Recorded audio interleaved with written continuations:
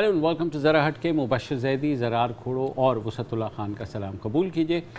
Covid की vaccine आ गई, पाकिस्तान में लग भी रही है, मगर जैसा कि हमारे साथ होता है कि हमें ये तक पता है कि जो एंटीबायोटिक्स अगर आप किसी मर्ज़ के लिए देते हैं तो वो भी 48 घंटे से 72 घंटे लगाती है असर दिखाने में।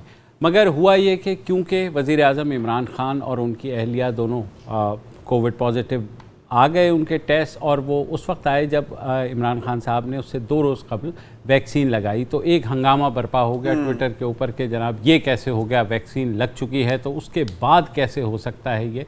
हालांकि जब से वैक्सीन की बात हो रही थी पूरी दुनिया में, इंटरनेशनली ये बात हो रही थी कि देखिए ये वैक्सीन जो है बहुत हंगामी हालत में तैयार की गई है, और किसी भी वैक्सीन और इतनी सीरियस बीमारी को जिसने पूरी दुनिया को हिला के रख दिया, कुछ वक्त लगता है उसको असर होने पर। और ये बात हम भूल रहे हैं कि ये वैक्सीन के 2 डोजेज़ लगते हैं, एक लगता है और उसके 2 से 3 हफ्ते बाद दूसरा डोज लगता है, 21 दिन के बाद। मगर जाहिर है कौन समझाए, और सोशल मीडिया के दूसरी वैक्सीन के भी तकरीबन 2 हफ्ते बाद आपके पास इम्यून रिस्पॉन्स आएगा। अच्छा, वो भी और भी इसमें बहुत ऑब्वियसली टेक्निकलिटीज हैं, लेकिन जब भी ये खबर आई थी, जैसे ही ये खबर आई थी कि वजीर आजम को कोरोना पॉजिटिव टेस्ट हुए, पहली सोच यही थी कि अब सारी एंटी वैक्सीन वाले शुरू हो जाएंगे, और ऐसा ही हुआ। अच्छा, कहीं कहीं इसकी बड़ी सिंपल रिपोर्टिंग हुई, लेकिन उसको भी आप आराम से मिस इंटरप्रेट कर सकते हैं। जैसे कि अगर 2 लाइन्स एक किसी वेबसाइट की हेडलाइन ये है कि वज़ीर आज़म इमरान खान कोरोना पॉजिटिव होते हैं, 2 दिन कबल उनको वैक्सीन लगी थी, तो इससे भी एक गलत इंप्रेशन जाता है कि इसके बावजूद कि उनको 2 डोज लगे थे। अब जाहिर है कि ये हो गया है, आजकल सियासी टेम्परेचर भी आपको पता है हमेशा हाई ही होता है, तो बीच में फिर सियासत भी खेली गई, जैसे कि मौलाना फजल तंज जरूर करें, मजाक भी करें, लेकिन मालूमात बेसिक तो हों। तो अब ये सुन लें और आप मुझे बताएं कि ये तंज है या ये क्या है।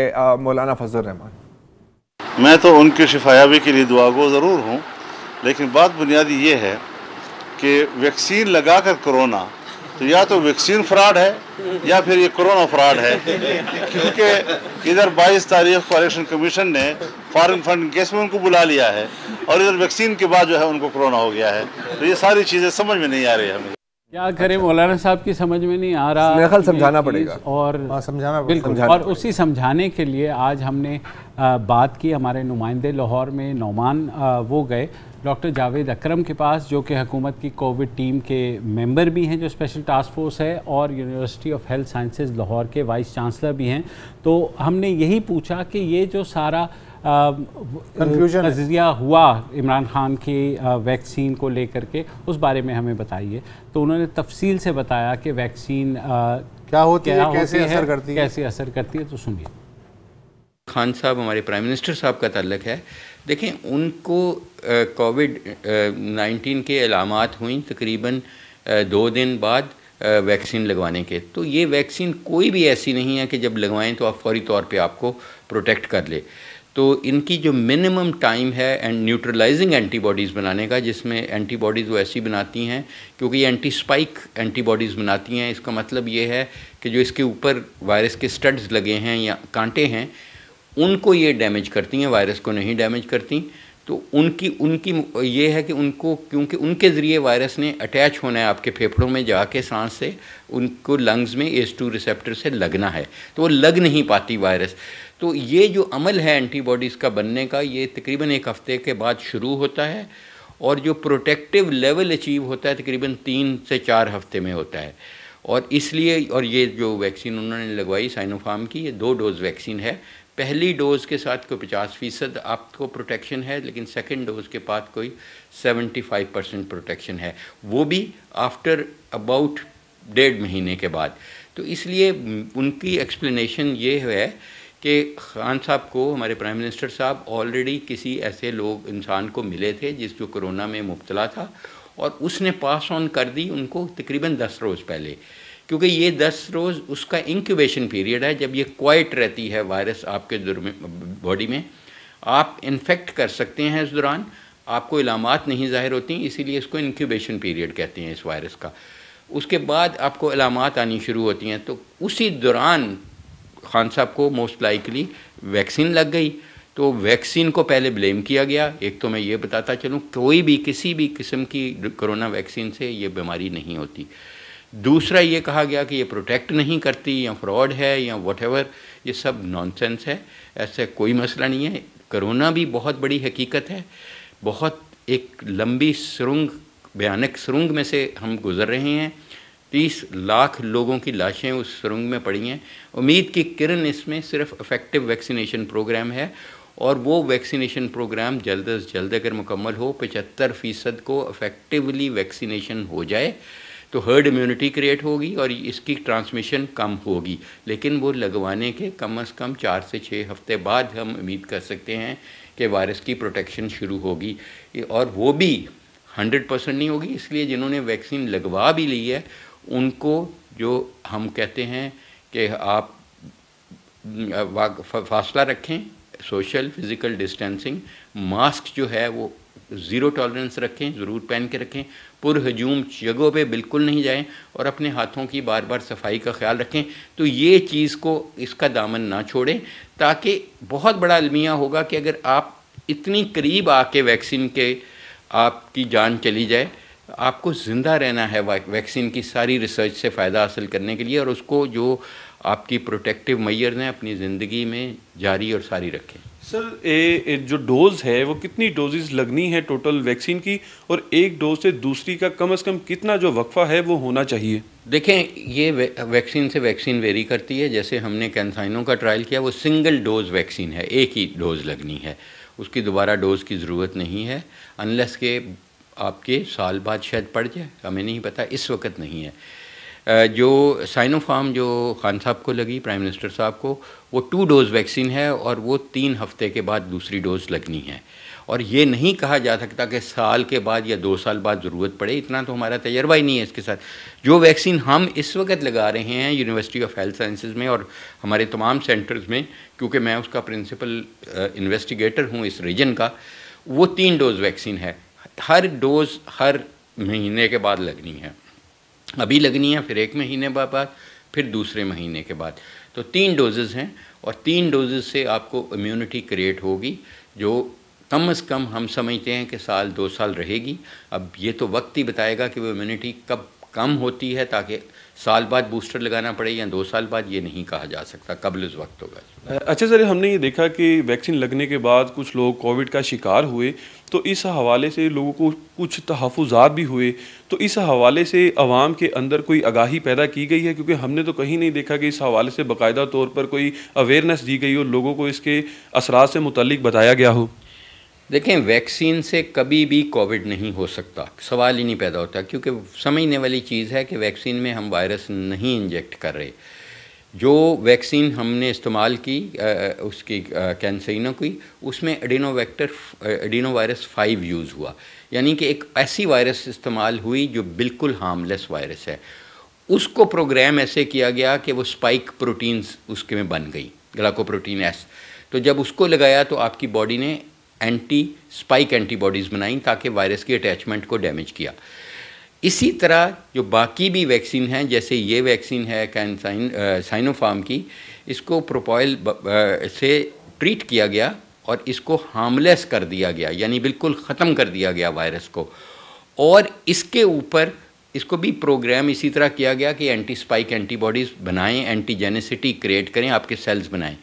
मैसेंजर आरएनए वैक्सीन फ़र्क है, उसमें हम कुछ भी नहीं वायरस वगैरह इंजेक्ट करते, उसमें हम प्रोग्राम कर देते हैं सेल को इस किस्म के कि आपके अपने सेल ग्लाइकोप्रोटीन एस बनाते हैं, तो आप अपनी एंटीबॉडीज़ बनाते हैं। इसी तरह सब यूनिट है कि वायरस का एक छोटा सा हिस्सा लेके उसको इंजेक्ट करते हैं, ताकि आप उसके अगेंस्ट स्पाइक प्रोटीन्स आपका जिस्म बनाए। कभी भी ऐसा नहीं कि किस लाइव वायरस हम नहीं इंजेक्ट करते, इसलिए इसका सवाल नहीं पैदा होता कि वायरस से ये, वैक्सीन से ये हो।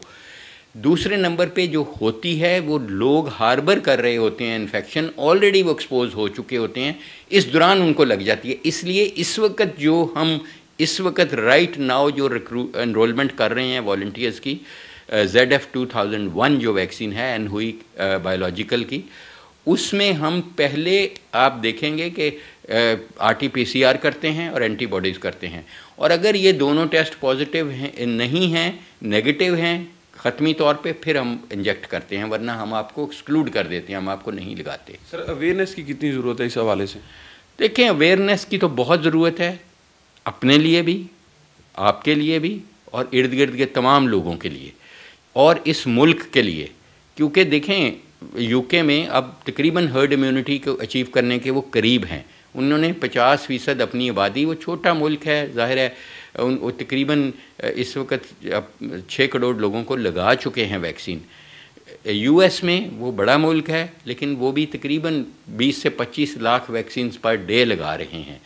इस तरह देखें, ये जितनी जल्दी हम अपने 75% लोगों को वैक्सीनेट करेंगे, इसकी लोकल ट्रांसमिशन रुकेगी, और जैसे ही लोकल ट्रांसमिशन रखेगी, आप देखेंगे मोर्टेलिटी उन मुल्कों में जहाँ बहुत ज़्यादा थी, यूके में और US में, वहाँ कम हो गई, फ्लैट होके कम होनी शुरू हो गई।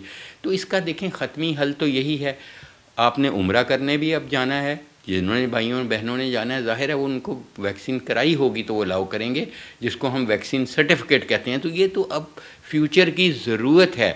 लेकिन मैं फिर यही कहूँगा कि वैक्सीन का ये मतलब नहीं है कि आप 100% प्रोटेक्टेड हैं। आपको वैक्सीन ज़रूर लगाएं, अल्लाह ताला शफा देंगे, लेकिन अपनी जो एहतियात का दामन है, जो हम बार बार कहते हैं, वो हाथ से नहीं अभी जाने दें। वेलकम बैक जी। आपने सुना डॉक्टर साहब ने जो कहा, 100% कोई भी चीज़ वैसे नहीं होती, 100% इम्यूनिटी नाम की कोई चीज़ नहीं है।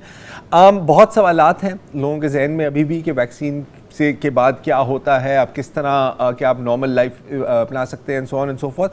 पहले ज़रा एक आखिरी चीज़ समझने की हमें ज़रूरत है कि वैक्सीन करती क्या है, उसका मकसद क्या है।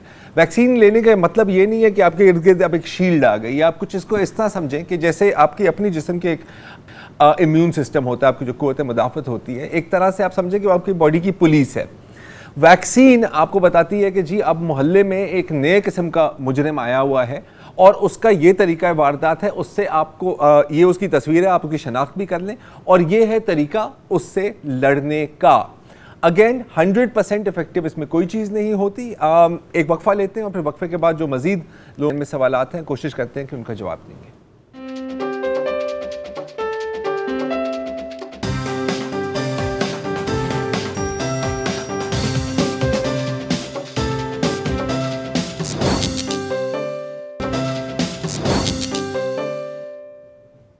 वेलकम बैक जी। वज़ीर आज़म इमरान खान के कोरोना पॉजिटिव होने के बाद ज़ाहिर है कि वैक्सीन के बारे में दोबारा एक डिबेट हो रही है और काफ़ी जो बेसिक चीज़ें हैं अब दोबारा बताना पड़ रही हैं।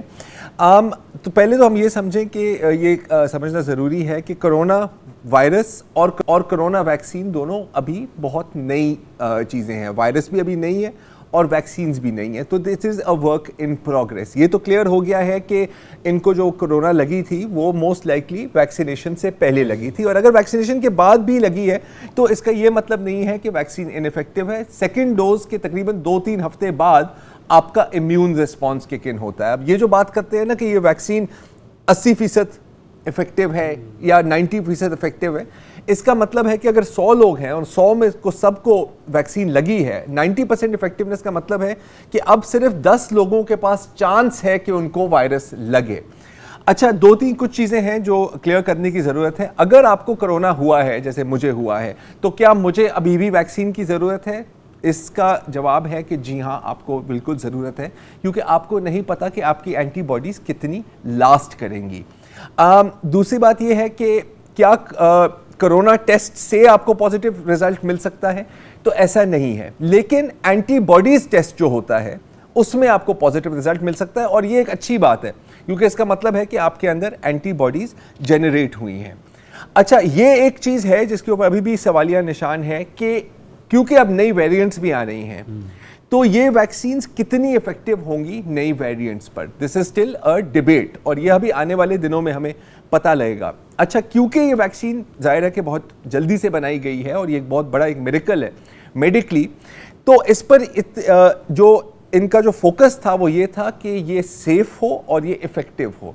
तो एक सवाल अभी भी रहता है कि अगर मैंने वैक्सीन लगा ली है और मुझे कोरोना इन्फेक्ट करे तो कोरोना फिर भी मुझे इन्फेक्ट कर सकती है, लेकिन मैं अलामात से बच जाऊंगा, लेकिन मैं शायद दूसरों को फिर भी इन्फेक्ट कर सकता हूं।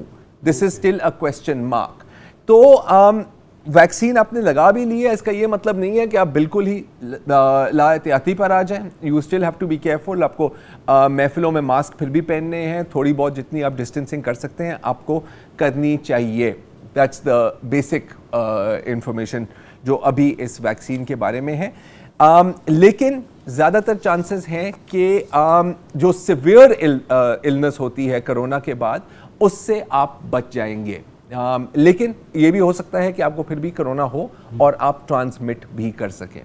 अच्छा, अब हम आते हैं कि ओवरऑल वैक्सीन की सप्लाई का क्या मसला ये है कि अब तक हुकूमत जो है वो खैरात में जो या इमदाद के तौर पे चाइना से वैक्सीन आती रही, तो खैर सगाली के तौर पे वो अभी तक अवेलेबल थी। लेकिन आज असद उमर साहब जो हैं, उन्होंने हमारा जो प्रोग्राम है न्यूज़ वाइज 8 बजे आता है आरफा नूर का प्रोग्राम, उसमें गुफ्तगू की तो उससे थोड़ी सी चीज़ें क्लियर रहीं। उन्होंने कहा जी अब हम ज़ाहिर है डोनेशन तो आ रही है, एक हद तक आएगी ना, फिर तो हमें ख़रीदनी पड़ेगी। तो बकौल उनके के 2 चीनी कंपनियों से ऑलरेडी हमारी बात हो चुकी है, कैनसाइनो और साइनोफॉर्म से।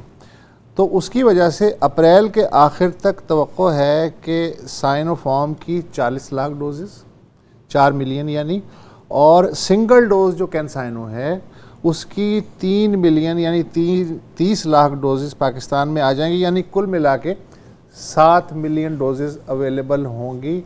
वैसे हमारे पास स्टॉक में अभी भी कुछ वैक्सीन पड़ी है और अगले माह मज़ीद दस्तयाब हो जाएगी। फिर उन्होंने कहा कि कोवैक्स जो इंटरनेशनल अलायंस है, बेसिकली उसने हमें यकीन दहानी कराई थी कि मार्च के पहले हफ्ते तक हम आपको अच्छी खासी वैक्सीन जो है एस्ट्राजेनेका वो प्रोवाइड कर देंगे, और 4 मिलियन वैक्सीन्स का उन्होंने वादा किया था कि मार्च के पहले हफ्ते तक आ जाएंगे। लेकिन अब हमें नहीं पता कि वो कब तक अवेलेबल होंगी। उसकी वजह यह है कि भारत जहां ये बन रही है, तो उसने कोवैक्स को एशिया के जो ममालिक हैं उनके लिए वैक्सीन ख़रीदने का NOC अभी तक नहीं दिया है, कोई अफ्रीका के लिए दिया है। अच्छा, जो sperm institute of India, serum institute of India है, सॉरी, उसकी जितनी कैपेसिटी है डिमांड उससे कहीं ज़्यादा है, तो वो भी एक प्रेशर है। और असद उमर का ये भी कहना है कि वैक्सीन की हमारे पास कमी नहीं है, लेकिन हमारे पास कैपेसिटी जो है वैक्सीनेशन की लगाने की, हाँ, वो 30 से 40 हज़ार रोज़ाना तक है, जो कि बहुत ज़्यादा नहीं है। तो जिस तरह हमने कोविड टेस्टिंग की बरहलावार कैपेसिटी ली थी, इसमें भी थोड़ा सा टाइम लगेगा।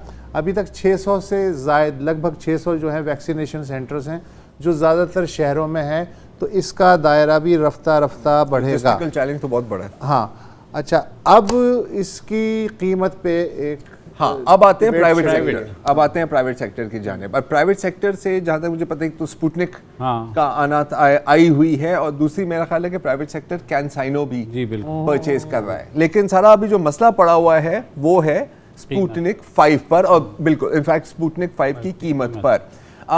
पहले मुझे याद है कि चुगताई लैब ने अनाउंस किया था कि जी हम मंगवा रहे हैं, फिर AGP जो ऑफिशियल इस खित्ते के लिए जो इम्पोर्टर है, उन्होंने कहा कि नहीं जी मंगवाएंगे तो कोई हम मंगवाएंगे। अच्छा, तो स्पुतनिक जो है वो रशियन वैक्सीन है, और इसके बारे में इनिशियली आया था कि 90% तक ये इफेक्टिव है, रशियंस का दावा है जी। तो अब 50,000 डोजेस पहुंचे हुए हैं, ठीक है। अब मसला क्या बना कि यार पहुंच तो गए हैं, अब कीमत क्या हो, बिकेंगे कितनी कीमत में?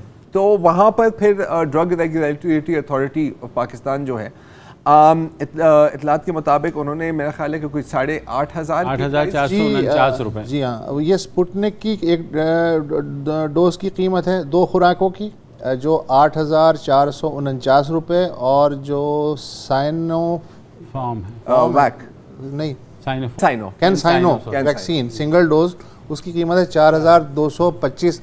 लेकिन कंपनियां मुतमईन नहीं है। क्यों नहीं है, ये हम आपको अगले सेगमेंट में बताने की कोशिश करते हैं।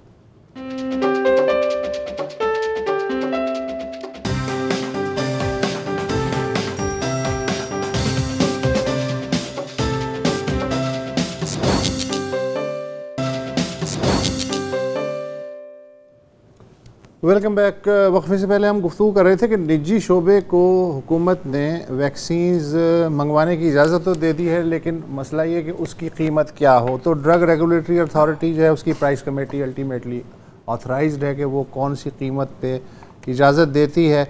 और हमने आपको बताया था वक्फे से पहले कि कैंसाइनो की जो सिंगल डोज है उसकी कीमत ड्रग रेगुलेटरी अथॉरिटी ने 4,225 8,449 कैंसाइनो की, अच्छा सॉरी 4,225 रुपये, और स्पुतनिक की जो डबल डोज है उसकी कीमत 8,449 रुपये मुकर्रर की है। लेकिन जो कंपनियों ने वैक्सीन ये दरामद कर रही हैं उनका ये कहना है कि ये वैक्सीन ज़्यादा कीमत पे दरामद की गई है, ये कोई रियलिस्टिक प्राइस नहीं है। ड्रैब कह रही है कि उसने तमाम हक़ाइक़ के मद्देनज़र ये कीमत मुकर्रर की है और ये ठीक है। ड्रैब का फार्मूला ये है कि वैक्सीन की जो पाकिस्तान आमद की यानी लैंडिंग कॉस्ट है किसी भी मुल्क से, वो और जमा 40% मार्कअप यानी मुनाफा, जो कि मेरे ख्याल में ठीक है, एक बज़ाहिर तो ठीक लग रहा है। लेकिन कंपनियां जो हैं उनकी एक्सप्लेनेशन ये है कि ये ज़्यादा कीमत पे है। चुनांचे ख़बर ये है कि वफाकी काबीना ने ड्रैब को कीमतों पे नज़र सानी की हिदायत की है, मगर ये कंफर्म नहीं है कि इसका फार्मूला क्या होगा। अच्छा, अब सवाल ये हो रहा है, शहरी रहमान का ट्वीट तक आ गया इस पर, कि जी स्पुतनिक जो है रशियन वैक्सीन, उसकी जो इंटरनेशनल प्राइस है एक्स रशिया प्राइस, वो पर डोज है $10 और डबल डोज है यानी $20। गोया आज का जो डॉलर और रुपए की जो है कीमत, उसके हिसाब से 3100 रुपये की एक्स रशिया प्राइस बनती है पाकिस्तानी रुपए में। तो फिर ये 8,449 की डबल डोज किस खुशी में दी जा रही है। अच्छा, जो कंपनी जी एजीपी जिसने ये बरामद की है, उसने ये कहा है कि पाकिस्तान में इसकी जो है डबल डोज वो हमने $45 में मंगवाई है, क्योंकि मांग बढ़ गई। वजह उसकी ये है कि उन्होंने ये समझाने की कोशिश की है कि स्पुतनिक कोई एक वैक्सीन नहीं, उसकी 2 किस्में हैं। एक वो जिसे -3 to 8 पे आप महफूज रखते हैं, इसकी कीमत है डबल डोज की $20, मगर ये इस वक्त दस्तयाब नहीं है, ये मई से पहले आ नहीं सकती। हमने जो वैक्सीन ली है वो 18 डिग्री सेंटीग्रेड पे महफूज रखी जा सकती है, जो पाकिस्तान के जो सेहत के हालात हैं उसके हिसाब से मुनासिब है। लेकिन इसकी डिमांड हर मुल्क चाह रहा है, जाहिर है। तो इसकी डिमांड इतनी ज़्यादा है कि इसकी कीमत जो है वो $30 से $45 तक शूट कर गई है, और हमने $45 में स्टोर की है कराची लाके। तो अब 45 की अगर हमें पड़ रही है, तो अगर फ़र्ज़ करें कि 7,200 रुपये बनते हैं, 7,200, और बेसिकली वो ये कह रहे हैं कि $54 की जो है वो सब मिला के चार्जेस वगैरह हमें पड़ रही है घर में, तो हम कैसे ड्रैब की प्राइसेस पे बेचते हैं। तो ये बहस वो है कि जिसे तो अगले एक हफ्ते में तय होना है। ये तो अब वो कह रही है फार्मास्यूटिकल कंपनी ना, तो ड्रैब साथ क्रॉस चेक करेगी, क्योंकि इन्होंने इनिशियली ये कहा कि हमारी स्पुतनिक की प्राइस, जैसे आपने भी बताया कि $30 में हमें, और इंडिया में $20 की दस्तयाब है, तो अगर उसके लगाए तो $30 सही बनती है। $30 नहीं, वो कह रहे हैं हमने तो 45 में लिया। ये बात नहीं, वो साथ ये कह रहे हैं कि हमारी जो स्पुतनिक से बात हुई थी वो $30 पे हुई थी, उन्होंने एग्री किया था, लेकिन बाद में वो कह रहे हैं क्योंकि अवेलेबिलिटी नहीं थी, हमने जल्दी मंगवानी थी, तो $45 पे आई है। अब ये चीज़ें ड्रैब को भी चेक देखिए, बिल्कुल चेक करनी चाहिए। लेकिन एक और इससे भी ज़्यादा बड़ा सवाल है। अब देखें, अभी आपने बात की कि हुकूमत के पास जो मुफ्त वैक्सीन जो उन्होंने देनी है, जो बाय द वे उनकी आईनी फ़र्ज है, right, health is a right and so on, तो इस तरह आप आर्ग्यू कर सकते हैं, वो छोड़ दो। अब हमें पता है कि जिस रेट से आ रही हैं, तो फुल वैक्सीनेशन तो पता नहीं कितने साल लग जाएंगे, राइट। तो ऑब्वियसली प्राइवेट सेक्टर अगर कुछ मंगवाएगा, वो प्राइवेट सेक्टर है, उसने अपना प्रॉफिट भी करना है। मैं वो क्यों कारोबार करूं जिसमें मुझे मुनाफा ही नहीं हो रहा? That's the role of the private sector. तो एक लेजिटिमेट प्रॉफिट अर्न करने की तो आपको बिल्कुल हद है। सवाल बनता है कितना प्रॉफिट। तो इसके लिए जैसे ये कह रही है कि जी हमें 40 या 45 तक की पड़ी है, जाहिर है आपके पास रसीद तो होगी जो आप ड्रैप में जमा करेंगे, या एक लॉट आपको 40 का पड़ा है, एक लॉट आपको 30 का पड़ा है, तो 35 में जाके एवरेज आउट होता है, राइट। लेकिन आई थिंक कि इन प्रिंसिपल प्राइवेट सेक्टर का इंपोर्ट करना और प्रॉफिट के लिए बेचने में कोई नहीं है, क्योंकि एक गैप तो फुल होता है। उसमें भी कोई कैप तो होगा। कैप, हाँ, अब देखिए कैप तो उनको एक तरह से खुद भी लगाना होगा ना, क्योंकि अगर बहुत ज्यादा प्राइस रखेंगे तो कौन आएगा। और जाहिर है कि ड्रैप ने भी चीजें देख कर, जैसे आपने बताया, उन्होंने मार्केट का सर्वे करके ही अप्रूव किया होगा या कैप लगाई होगी। ऐसे तो नहीं हो सकता कि आंखें बंद करके उन्होंने वन होप्स के कुछ ना कोई होमवर्क तो इनका किया होगा। अब देखें, मेरे ख्याल असद उमर का कहना है कि जी let the free market decide, because एक लॉजिक ये भी है कि अगर वो प्रॉफिट करेंगे तो फिर वो और सप्लाईज मंगवाएंगे, which will make the process faster. अगर आपके पास पैसे हैं और आप वैक्सीन खरीदना चाह रहे हैं, बिस्मिल्लाह खरीद लें। ये भी गरीब और अमीर की इवेंचुअली डिवाइड होने वाली तो पूरी दुनिया में यही है ना, वैक्सीनेटेड नॉन वैक्सीनेटेड, ये वही चीज है। वक्फा ले लेते हैं, वक्फे के बाद वापस आते हैं।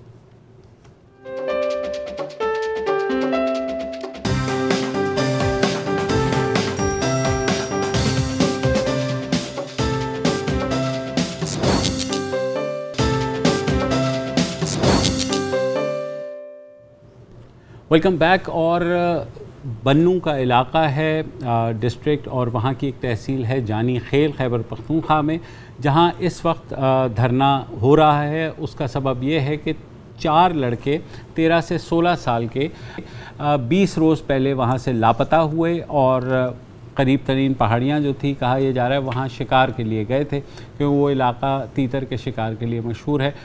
20 रोज़ के बाद कल सुबह जो कब्रिस्तान था उस पहाड़ी पे, वहाँ स्पॉट हुआ कि कुछ नई कब्रें बनी हैं। तो जाहिर है जो लोकेलिटी थी, उन्होंने कहा कि ये नई कब्रें किसकी हैं। तो वो 4 कब्रों को जब खोदा गया तो उनमें से उन नौजवानों की लाशें बरामद हुई हैं, और ये इनिशियली कहा गया कि उनको गोलियां मारी गई हैं। एक जो उनमें लड़का है उसका गला भी काटा गया है। तो जाहिर है स्पेकुलेशन शुरू हो गई कि वहाँ क्या हो रहा है। इस वक्त भी वहाँ धरना जारी है। बदकिस्मती आपको पता है कि ऐसे मौके पे जब भी धरने होते हैं, वहाँ मौसम भी इस वक्त जो है बारिश हो रही है और लोग बैठे हुए हैं, मगर कोई भी हुकूमती ओहदेदार वहाँ नहीं गया। आपको पता है क्योंकि इलाका एक रिमोट एरिया है, कोई पाकिस्तान का बड़ा शहर नहीं है जहाँ मीडिया इसको कवर करे। तो वहाँ हो क्या रहा है, हमारे साथ मौजूद हैं पेशावर से हमारे नुमाइंदे सिराज। ये जो वाक़या हुआ है और वो जो धरना हो रहा है, तो आपकी बात तहकीकात के हवाले से भी हुई कि क्या हुआ है वहाँ पर?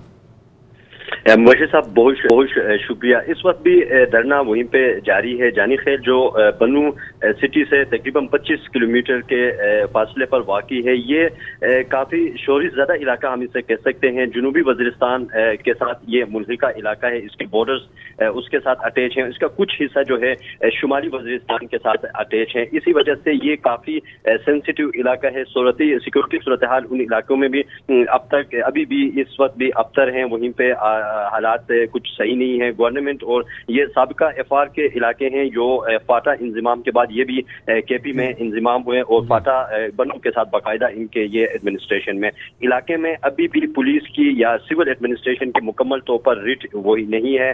और इसी वजह से वहाँ पे जो है कुछ ग्रुपिंग्स वगैरह और इस तरह के वहाँ पे लोकल्स की तरफ से शिकायत सामने आती है। इन लड़के हैं इस तरह के वाकयात और मिसिंग पर्सन और कत्ल होना ये कबाइली इलाकों में और इस एफआर के इलाकों में कोई नई बात नहीं है। लेकिन ये दिलखराश वाकया ये बहुत ज्यादा अफसोसनाक इस वजह से भी है कि ये यंग लड़के थे, तकरीबन 12-13। सिराज, इनकी फैमिली कह रही है कि इनकी बज़ाहिर किसी से दुश्मनी नहीं है, इसलिए कि उस कल्चर में अगर किसी की दुश्मनी होती है तो उसे अच्छी तरह पता होता है कि कौन कौन उनकी ताक में है। लेकिन वो कह रहे हैं कि हम अपनी याददाश्त पे जोर दे रहे हैं, हमें तो याद नहीं कि किसी से दुश्मनी है। ये बिल्कुल बिल्कुल सर साहब, इसमें बात भी यही है और इन लोग के धरना देने का मकसद भी यही है। और वो हुकूमत से उनके लवाहिकीन का सिर्फ और सिर्फ एक ही मुतालबा है, इसीलिए वो बैठे हुए हैं।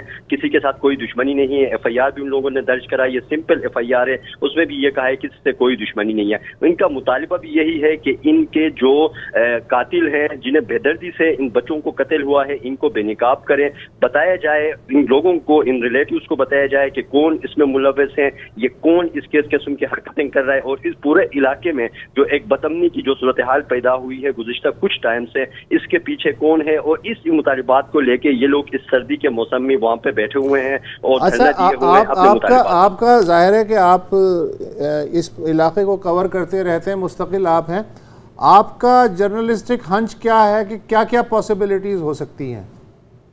देखिए सर, अगर इस चीज को देखें, इस जो बच्चों की जो कत्ल है उसकी एक लिंक बज़ाहिर और वहाँ पे जो लोग हैं या रिलेटिव्स हैं या वहाँ पे जो एल्डर्स हैं वो कुछ एक वीडियो उनकी एक मंजर आम पे आई थी तकरीबन कोई 6-7 महीने पहले, उस वीडियो के साथ उसको लिंक करते हैं। उस वीडियोस में, वो वीडियोस मैंने भी देखी है, पुश्तो में रिकॉर्डेड ये वीडियो है, इसमें ये 4 लड़के नजर आते हैं और पुश्तो में कुछ ग्रुप्स जो होते हैं जो प्रो गवर्नमेंट ग्रुप्स या वो इल्जाम लगाते हैं कि वो इस इलाके में एक्टिव हैं और इसके साथ साथ कुछ इदारों के जो एक्टिविटीज के ऊपर भी वो बात करते रहते हैं कि किस तरह इलाके में बदअमनी हो रही है, किस तरह वो इसमें मुलविस हो रहे हैं। ये इल्जाम वो इसके ऊपर लगाते हैं और इसके ऊपर से वहां पे भी मकामी तौर पर उन लड़कों को कुछ सजा भी हुई थी कि इस तरह की बातें ना करें और इस तरह की ये हुई थी। फिर ये मामला जो है वो रफा दफा हो गया था और बात मतलब खत्म हो गई थी यहाँ पे। लेकिन ये अचानक जो है लड़के जब 6-7 महीने बाद उस वीडियो के मंजर आम पे जाने के बाद ये अचानक शिकार पे जाते हैं तो वहां पे इस तरह का वाकया हो जाता है और ये लड़के गायब हो जाते हैं और फिर इनकी लाशें मिल जाती है। तो ये लोग अब ये जवाब लेने के लिए सामने आए हैं। ये कहते हैं कि अगर जो इल्जाम जिन लोगों के ऊपर लगा है क्या इन लोगों ने ये किया है, अगर उन लोगों ने नहीं किया है या उनको ऊपर या उनको बदनाम करने के लिए जिन लोगों ने किया है, क्योंकि वहां पे उन लोगों के मुताबिक कुछ ग्रुप्स वगैरह और भी एक्टिव हैं, तो इस चीजों को ये लोग खोज लगाने के लिए या ये जानने के लिए ये निकले हुए हैं। लेकिन बदकिस्मती की बात अभी तक ये है कि हुकूमत की तरफ से कोई मौक़िफ़ सामने नहीं है। आज यहाँ पे NTS का कोई एक पेपर लीक हुआ था, उसकी कुछ अफवाहें सोशल मीडिया पे आई हैं, तो वज़ीर जो इत्तलात हमारे हैं मुशीर इत्तलात, उन्होंने प्रेस कॉन्फ्रेंस की है, उसके क्लेरिफिकेशन की है। लेकिन इतना बड़ा वाकया हुआ है, वहाँ पे लवाहिकीन धरना दिए बैठे हैं, इसके ऊपर वो न फोन उठा के कमेंट देने के लिए तैयार है, न कोई और मौक़िफ़ देने के लिए खुद ब खुद इसके ऊपर जो पुलिस क्या कह रही है, आपकी बात रीच भी है वहाँ पे पुलिस?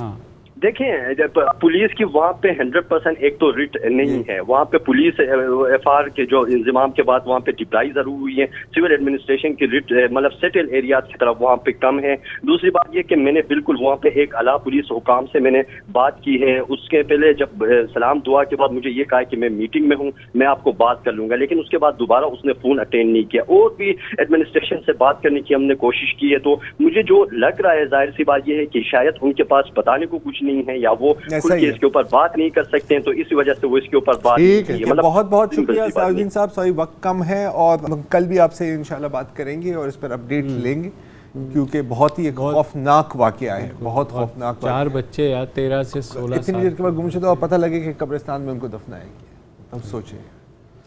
चले जनाब, आज के लिए इतना ही, कल दोबारा हाजिर होंगे, इजाज़त दीजिए, खुदा हाफिज़।